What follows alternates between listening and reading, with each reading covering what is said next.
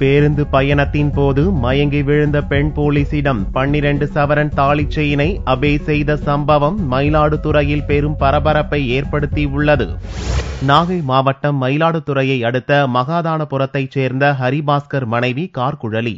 மயிலாடுதுறை அனைத்து மகளிர் காவல் நிலையத்தில் காவலராக பணியாற்றி வரும் இவர் தற்போது 8 மாத கர்ப்பிணியாக உள்ளார். காவல் நிலையத்திற்கு வருவதற்காக மல்லியம் பேருந்து நிறுத்தத்தில் இருந்து குத்தாலத்திலிருந்து மயிலாடுதுறை வந்த அரசு பேருந்தில் கார்குழலி ஏறினார். அவர் நின்று கொண்டு பயணம் செய்த நிலையில் மயிலாடுதுறை அருகே பேருந்து வந்தபோது மயங்கி விழுந்தார். மயக்கம் தெளிந்த கார்குழலி மயிலாடுதுறை காவல் நிலையம் அருகே இறங்கினார். அப்போது அவர் கழுத்தில் அணிந்திருந்த 12 சவரன் தாலிச் செயினை காணவில்லை. இது குறித்து கார்குழலி மயிலாடுதுறை காவல் நிலையத்தில் அளித்த புகாரின் பேரில் அரசு பேருந்து காவல் நிலையத்திற்கு கொண்டு வரப்பட்டது.